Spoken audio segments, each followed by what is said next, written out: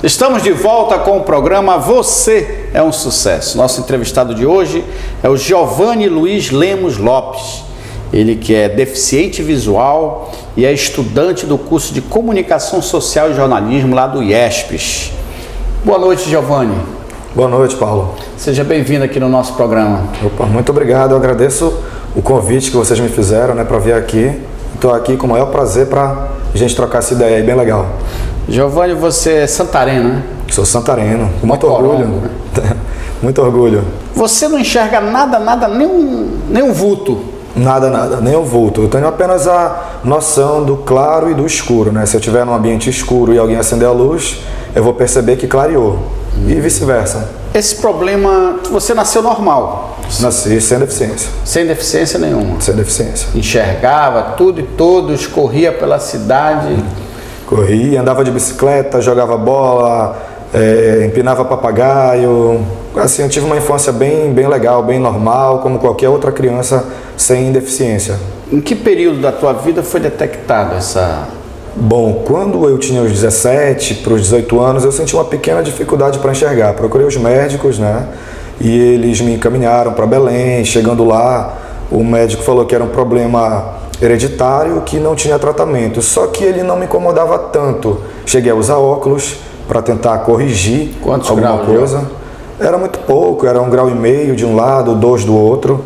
Era algo assim bem pouco mesmo, Mas quando eu completei 20 anos de idade, eu comecei a perceber realmente que eu estava ficando cego. Comecei a sentir que eu estava perdendo o meu campo de visão, principalmente à noite.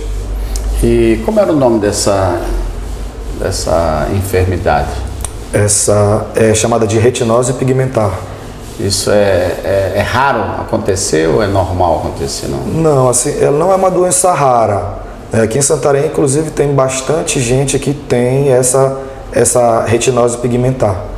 Então, ela, na região do Nordeste, a região que tem o maior índice de pessoas com essa deficiência, devido a essa retinose, tem essa patologia. Mas aqui eu conheço várias pessoas. Não é rara, mas também não é tão comum. E você sentiu que aos poucos foi perdendo? Aos poucos. Foi num período de mais ou menos 4 anos, dos 20 para os 24 anos, eu fiquei completamente cego. Você foi trocando óculos ou não? Não. A partir daí eu percebi que o óculos não me ajudava em nada, não contribuía em nada. E também devido a outras consultas, que eu fui a outros lugares, fui a São Paulo, a Goiânia também, para tentar encontrar uma solução para isso. Os médicos, olha, não tem solução, você vai ficar cego, ainda não tem. Na época falava-se muito em células-tronco, tratamento com células-tronco, mas eu não tive condições financeiras para ir à busca em outros lugares, e aí deixei passar, até porque não tinha nada assim significativo de cura, de solução para esse problema. Como é que foi a notícia quando realmente tu passou a não enxergar mais nada? Que impacto isso teve na tua vida? Foi muito forte, Paulo, foi um impacto muito forte. Não é fácil ser cego, é muito complicado. Então, logo quando eu recebi mesmo o diagnóstico, quando eu comecei a perceber que eu estava ficando cego depois dos 20 anos, e o médico falou, você vai ficar cego, porque não existe, assim, eu fiquei muito deprimido. Eu me isolei, eu me trancava no quarto e ficava revoltado, e perguntava, meu Deus, por que está acontecendo isso comigo? Eu não aceito isso, eu não quero estar passando por isso. Então eu acabei me isolando, me afastando, me sentindo muito mal, me sentindo para baixo. A minha autoestima foi lá para baixo, então eu fiquei muito no estado depressivo mesmo. Mas daí para superar isso, Deus, como sempre, Ele toca no coração da gente. E aí, de repente, eu parei de sentir pena de mim mesmo. E pensei, puxa, eu estou ficando cego, mas o mundo lá fora está girando, não parou por minha causa. Então eu tenho que me adaptar, e girar junto com o mundo também, fazer a minha vida acontecer. Quanto tempo demorou esse processo de depressão na sua vida? Foi justamente esse período dos 20 para os 24 também. Durante a perda você já foi tendo esse... Durante a perda. Quando em si você perdeu a visão, você já tinha uma consciência e já sabia conviver com ela, ou ainda teve um período depressivo aí? Nesse período depressivo aí, eu ainda não sabia como agir, precisamente. Não sabia como agir, as coisas, é muito ruim, é muito difícil você ter aquela vida onde você enxerga, passou 20 anos enxergando, de repente você está naquela condição de cego, É uma readaptação para tudo, então tudo foi muito difícil. nesse sentido. As coisas do dia a dia, fazer uma comida, atravessar uma rua, como é que você lida com isso no dia a dia? Então, Paulo, dentro de casa eu me viro bem. Eu brinco até da pira dentro de casa, se for o caso. Eu sempre falo isso para as pessoas, aqui dentro de casa eu estou já bem adaptado ali ao meu ambiente. Então eu lavo a minha roupa, eu passo a minha roupa, eu arrumo meu quarto, eu lavo meu banheiro, eu faço todas as atividades que uma pessoa, como a gente fala, sem essa deficiência, no caso da deficiência visual, ela faz, eu também faço. Eu vou para a cozinha, se tiver de fritar um ovo, como eu brinco, fazer o miojo, enfim, até preparar uma carne mesmo, fazer um arroz, preparar um arroz, eu dou conta de fazer.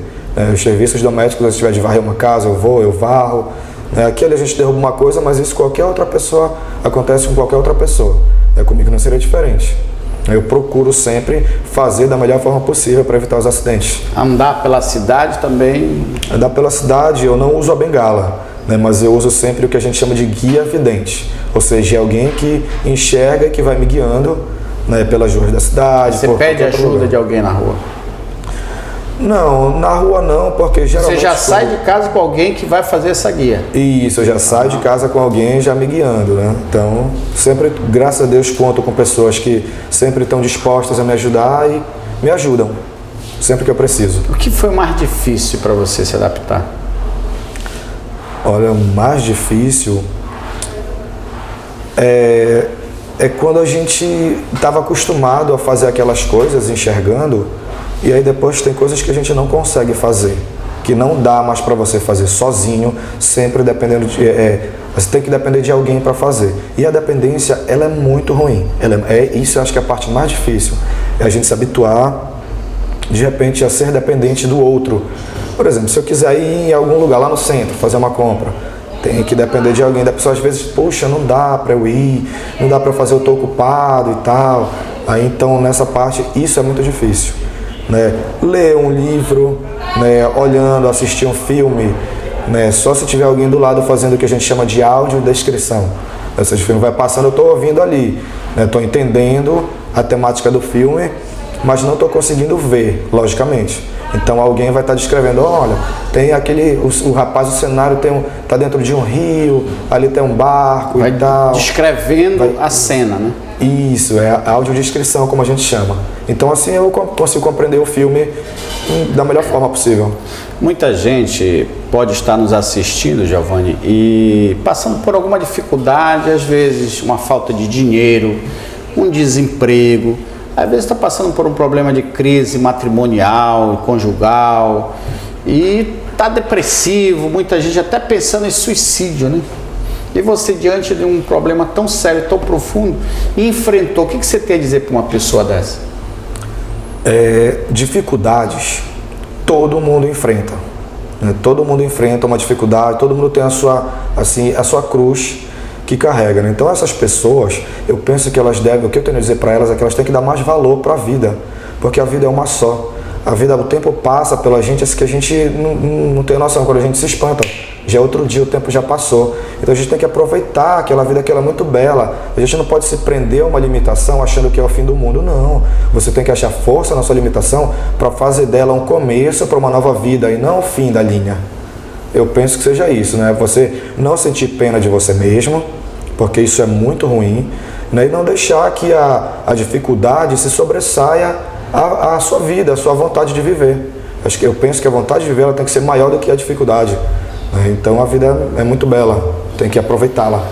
Você já sofreu bullying, preconceito? Você sente na sociedade algum preconceito em relação à deficiência visual? A sociedade, infelizmente, ela é muito preconceituosa. Mas assim, eu passei por algumas situações pequenas, mas nada que me abatesse, porque eu já convivo com essa deficiência já tem mais de 10 anos, mais ou menos uns 12 anos que eu convivo, então eu já aprendi a lidar com N situações. Então quando eu percebo que alguém vem com alguma atitude preconceituosa ou algum tipo de bullying, eu corto a pessoa na hora, eu digo, não, negativo, eu me afasto dela e não deixo ela estar no meu ciclo de amizades, digamos assim. Então aquela pessoa eu seleciono muito bem as minhas amizades e as pessoas que têm preconceito, assim, eu procuro me manter longe delas, né? E eu acho da melhor forma possível, mostrando a minha capacidade, a minha habilidade, outras habilidades, né, que de repente não dependam tanto da visão, mas que são compensadas de uma outra maneira. E eu procuro mostrar para essa pessoa isso, né, para a pessoa aprender a reconhecer o valor de uma pessoa. Não é porque ela é cega e tal que eu vou fazê-la de alvo de preconceito. Não, negativo. Então, já sofri sim, mas da menor maneira possível, e eu acabei me sobressaindo. Eu posso falar assim, me sobressaindo com relação a isso. No seu coração você não sente mais nenhuma dor por não ter mais a visão? Você já está completamente superado isso? Eu acredito muito que eu vou voltar a enxergar. Eu acredito, eu tenho muita fé em Deus nisso. Mas enquanto isso não acontece, eu estou vivendo a minha vida da melhor forma possível, né? Tentando sempre deixar com que, assim, não deixar com que a limitação, nesse caso a cegueira, influencie negativamente na minha vida. Não, eu procuro viver assim, não deixar que a cegueira me atrapalhe no que eu tenho de fazer. Estamos entrevistando Giovanni Lopes, ele que é um deficiente visual, uma pessoa que superou essa dificuldade e que hoje faz o curso de jornalismo lá no IESP. E daqui a pouco a gente vai saber mais detalhes sobre isso. Não sai daí, daqui a pouco a gente retorna.